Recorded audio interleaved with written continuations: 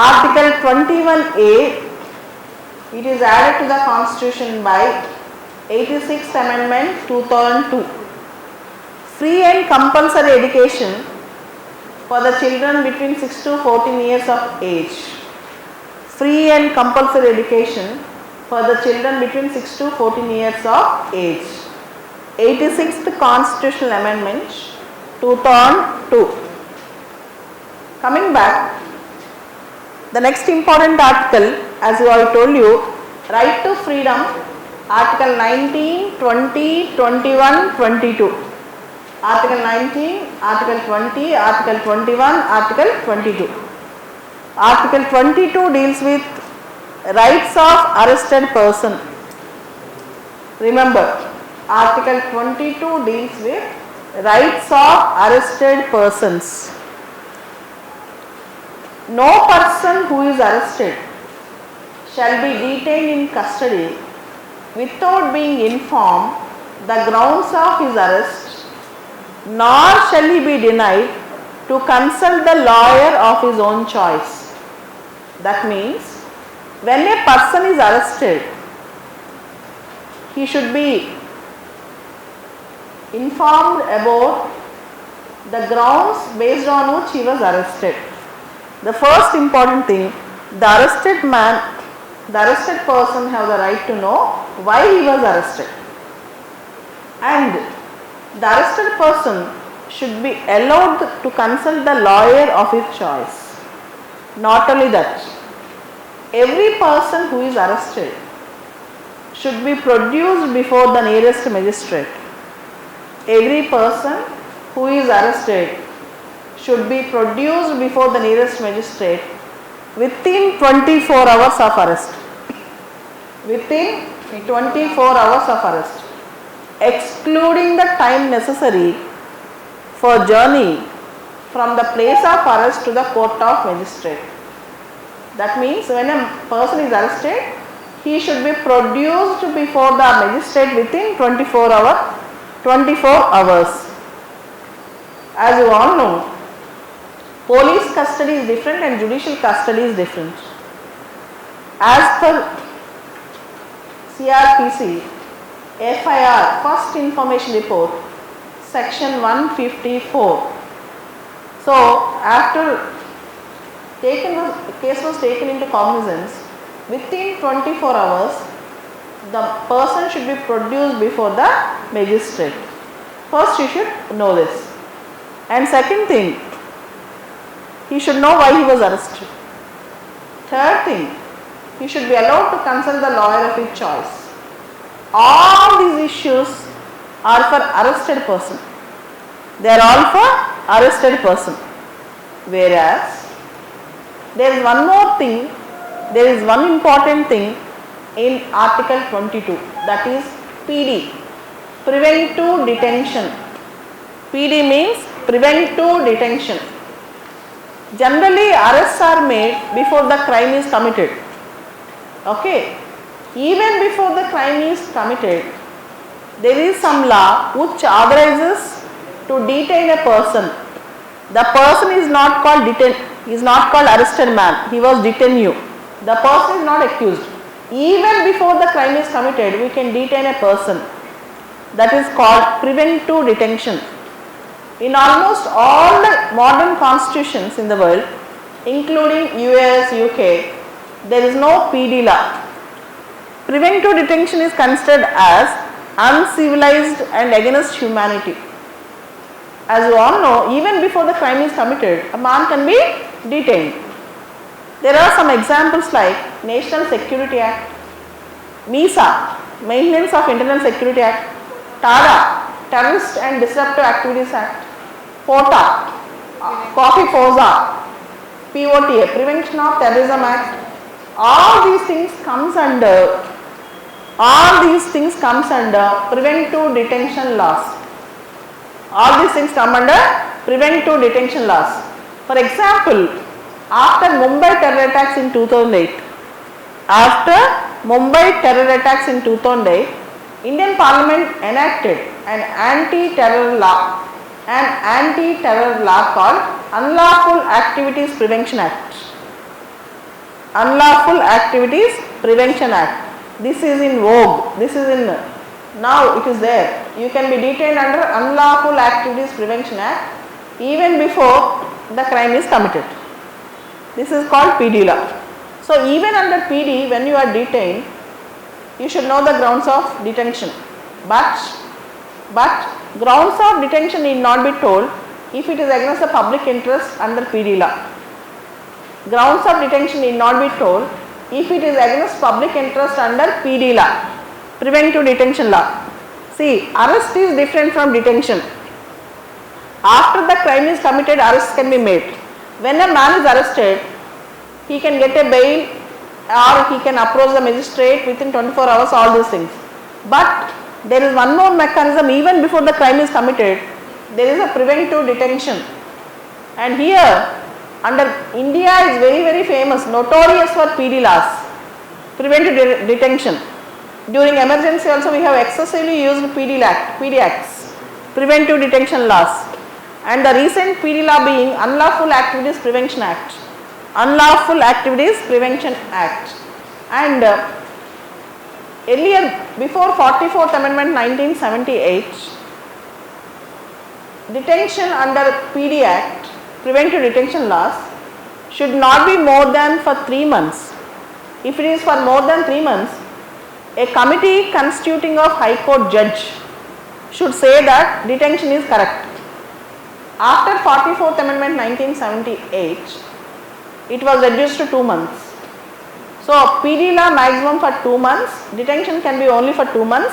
Beyond 2 months, if you want to continue, a committee headed by a person of High Court judge should tell, and 2 other members, High Court judge and 2 other members should tell that detention is correct and it can be continued. So this is called PD law. Article 22 of the Indian Constitution deals with rights of arrested person and also deals with preventive detention. So there are 4 articles, 19, 20, 21, 22, which deals with right to freedom.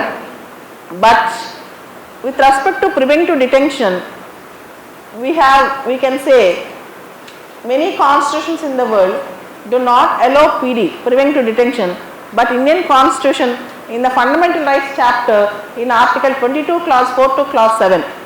In Article 22 clause 4 to clause 7, the article itself discusses about PD laws, which many constitutional experts criticize. Okay, this is what is right to freedom. Next right is right against exploitation.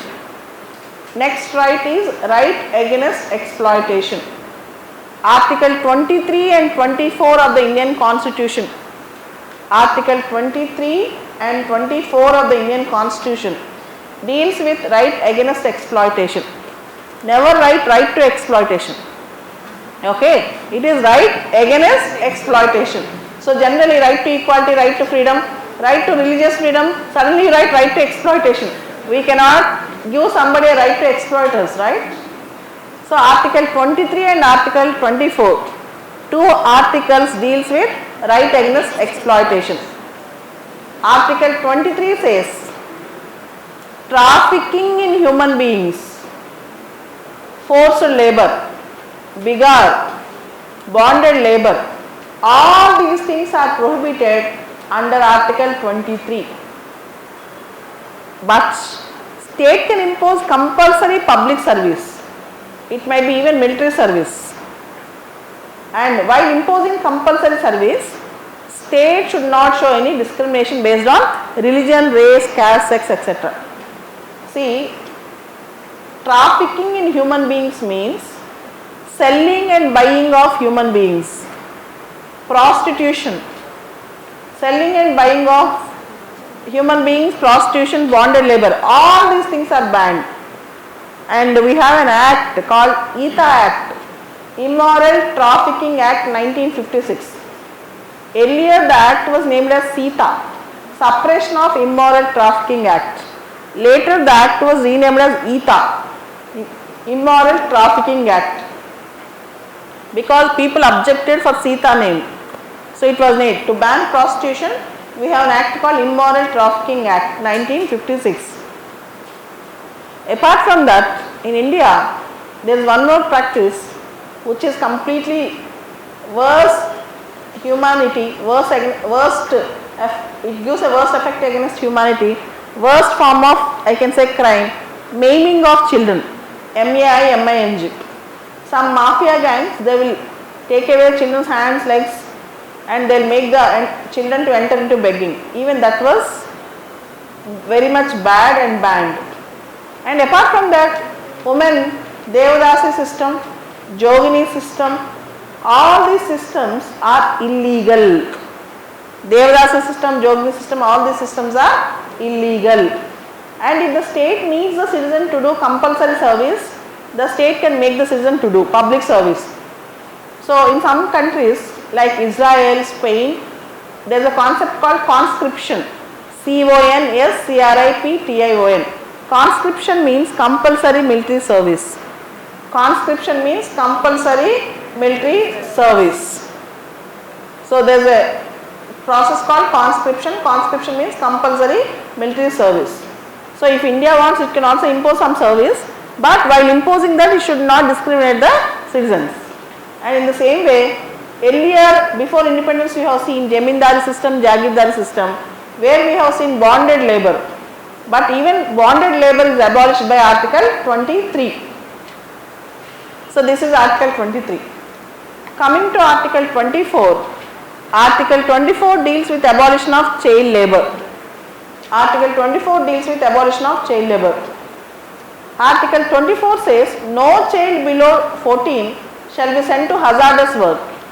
But after 86th Amendment Act, after free and compulsory education, 21A was added, and now no child should send to any work, not only hazardous work, even non-hazardous work. Children should not be sent to any work. To that end, even Child Labour Prohibition and Regulation Act 1986 was amended. So children should not be sent to work.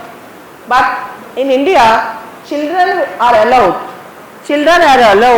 to help the parents.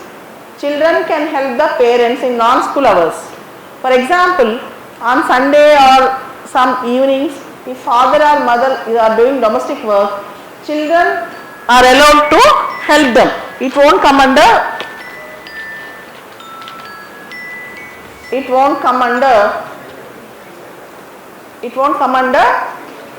child labour. Children can be allowed to help the parents, and it won't come under child labour. Even this you can remember. And coming to Article 23 and Article 24 deals with right against exploitation. Next article, next fundamental right to freedom of religion. Next fundamental right is right to freedom of religion. Article 25 to 28 of the Indian Constitution. Article 25 to 28 of the Indian Constitution deals with right to freedom of religion. Article 25 says, subject to public order, morality and health. Subject to public order, morality and health. Every person have the right to profess, practice and propagate the religion of his own choice. Every person have the right to profess, practice and propagate the religion of his own choice. And remember, India is a secular country. India is a secular country. Indian secularism is considered as positive secularism. In S.R. Bommai versus Union of India, secularism is considered as basic structure of Indian Constitution. S.R. Bommai versus Union of India, secularism is considered as the basic structure of Indian Constitution. There was a question that was repeated 2 times in UPSC, in mains. Difference between Indian secularism and Western secularism. Difference between Indian secularism and Western secularism. In India, the state protects all religions equally. The state tries to help all religions equally. In Western countries, state is completely disconnected or disassociated with religion. State is completely disconnected or disassociated with religion. Here I wish to give you a small example. Say, in many places in India, we have seen a temple, church and mosque together in the same place, same locality. And in many villages, you would have heard Christmas, Ramjan, Diwali will be celebrated by all the people from all the communities with equal vigor. And when we make friendship, we never ask the religion and we never bother about the religion, right? But if you see, there is one small example. In France, a girl went to school wearing a burqa. Principal asked her not to come with a hijab or burqa to the school. In New Zealand, a woman wearing a hijab went in search of work. More than 40 places she was rejected. Finally, she understood that because of burqa she was denied. 3 years back, there is a very big example in America. I can say very bad example. There is a boy called Ahmad Muhammad.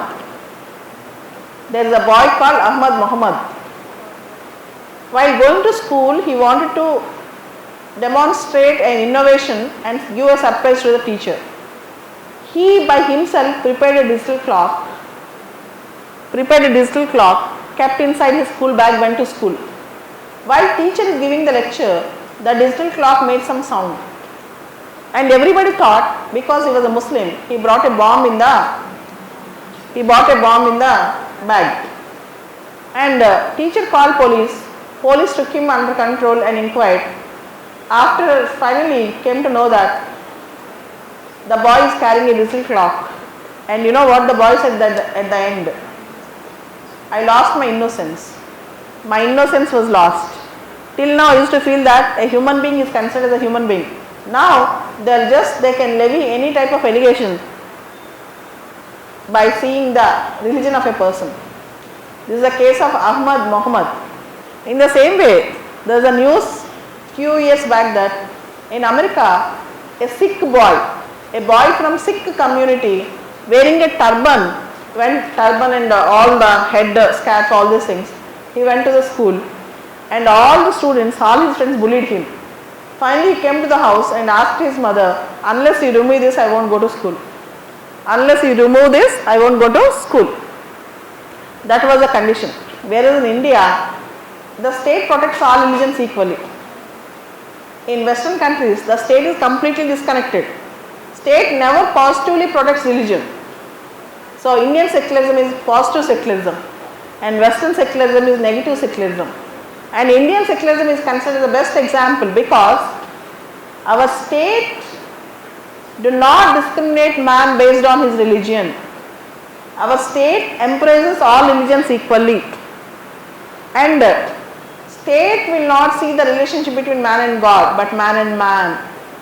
In the individual domain, individual space of religion, state will not enter unless our religious freedom is affecting others' freedom. Unless we exceed our limits, state will not interfere. And we will be observing our President and Prime Minister wishing us in all the Christmas, Ramjan, Diwali, in all the occasions, Holi. So this is how India has a positive secularism. There is a very famous case, Aruna Rai versus Union of India. In that case, National Education Policy, new National Education Policy 2002, in pursuance of that policy, they started rewriting history textbooks. Old NCERTs, new NCERTs concept, I think you all know. So, history is interpreted in such a way that Aruna Rai went to court and said, the government is trying to saffronize the textbooks. And the court said, children are like budding flowers and they need to get the value system of all religions and they need to develop secular attitude, and school textbooks should promote this secular attitude in the minds of children. Aruna Rai versus Union of India. And one more very, very important case. about secularism in India. National anthem also called as Bijo Emmanuel versus State of Kerala. Bijo Emmanuel, B-I-J-O-E, Bijo Emmanuel, I-M-M-A-N-U-E-L versus State of Kerala. It's a very famous case. There is a school in Kerala. Every day morning, they have to sing national anthem in the school. 3 children in the school are standing up, showing respect, but not singing the anthem, national anthem. The principal asked them why. The students said they belong to some sect of Jesus Christ community, so their sect will not allow them to sing national anthem. Finally, school principal warned them, finally suspended them. Kerala High Court said they have to sing national anthem. If they don't sing, it will affect and influence other students in the school also. But finally, the case went up to Supreme Court.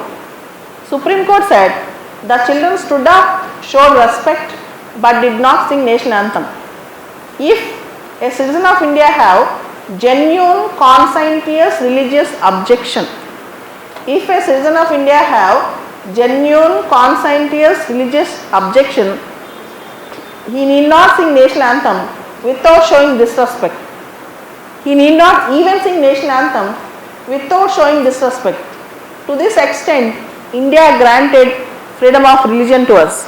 So, the Supreme Court in this case said, if an individual, in which case national anthem case also called as Bijo Emmanuel versus State of Kerala, if you have genuine conscientious religious objection, you need not even sing national anthem without showing disrespect. See how much broad interpretation we have given to the word secularism. And the word secularism, though we have article 25 to 28 from the beginning, the word secularism is added to the constitution, to the preamble by 42nd Amendment 1976. The word secularism was added by 42nd Amendment 1976. So this is the story. And you have to write S.R. Bommai case, Bijo Emmanuel case, and you should also write Aruna Rai versus Union of India case. And one more important case, Ananda Margi's case. In West Bengal, there is a sect called Ananda Margi. These Ananda Margis have the ritual of doing Ananda Tandava dance. Ananda Tandava. The dance, they use big knives, swords and other lashes and other dangerous material and dance on the streets. And the case went up to Supreme Court, and Supreme Court told, so with the religious freedom, you are not allowed to disturb the public order. So even the religious freedom is not absolute. Remember, you have the right to profess, practice and propagate. You have the right to profess your religion, practice your religion, propagate your religion, but they are subject to public order, morality and health. For example, we have freedom of religion here.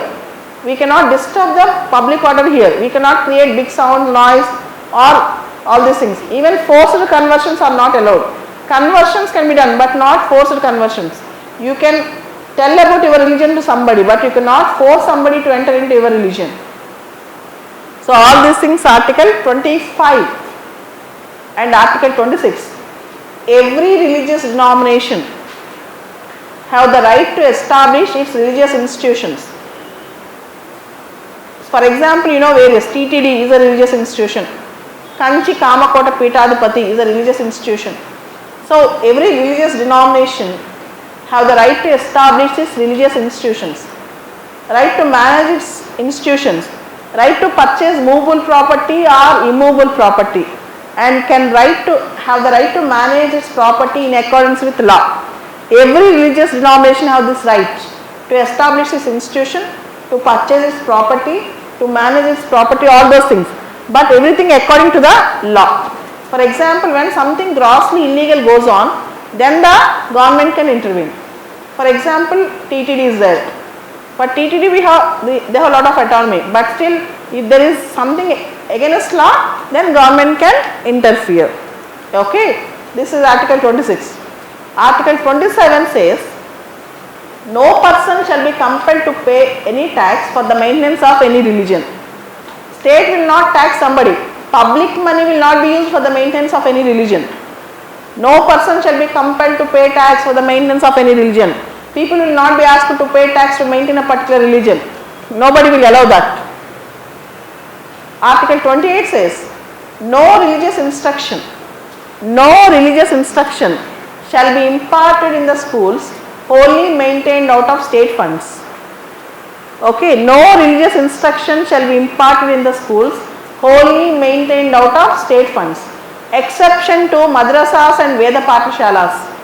In madrasas and Veda Pathshalas, religious instruction can be given. Whereas in other schools, government schools, a particular religion should not be taught. Children should be allowed to be secular. Children should be allowed to have their own choice, their own freedoms. Secularism should be promoted, not religious education. But there is an exception to madrasas and Veda Pathshalas. Okay, this is Article 25 to Article 28, right to freedom of religion. And secularism is a basic feature of Indian Constitution. It is S.R. Bommai versus Union of India. Am I clear? This is right to freedom of religion. Next fundamental right, cultural and educational rights. Cultural and educational rights. Article 29, Article 30. Article 29, Article 30 of the Indian Constitution deals with cultural and educational rights. Article 29 says, any section of citizens residing in any part of the country. Article 29 says, any section of citizens residing in any part of the country having distinct language, script or culture shall have the right to conserve the same. That means citizens of India who have different language, script or culture, they have the right to conserve the same. For example, Nagas have separate culture. Okay, they have the right to conserve. In the same way, some tribal festivals, for example, Nagoba festival, it is a part of their culture. They can conserve. The dances, their script, their language, they have the right to conserve the same. So, according to Article 29, the citizens of India have the right to conserve their language, script or culture. Article 30 deals with minority educational institutions. Article 30 deals with minority educational institutions. All minorities, whether religious or linguistic, all minorities, whether religious or linguistic, shall have the right to establish education institutions and administer their education institutions according to their own choice. But remember, there is a minority education institution. It say gives medical seats. It's a medical college. Can it give a medical seat to the student who failed intermediate? No. Even minority education institutions should follow norms of the government. But compared to normal education institutions, minority education institutions will have special autonomy. Compared to normal education institutions, minority education institutions will have special autonomy. But the right to administer does not mean the right to maladminister. The right to administer does not mean the right to maladminister. But there are various cases, Supreme Court cases. Aligarh Muslim University, Jamia Millia Islamic University. Recently government filed an affidavits on all these universities saying that they are not minority institutions. So battles are being fighting for all these things. And one more important thing, SC, ST, OBC reservations, these reservations issues, they are not strictly followed in the minority education institutions. And minority education institutions can decide their own fee. They can decide their own students and who can be given the seats, all those things. But at the same time, there should be some criteria that should be followed. So remember, according to Article 30, minorities have the right to establish their education institutions, but they don't have the right to maladminister. Compared to the normal education institutions, minority education institutions have autonomy over their administration, but they should not misuse this article.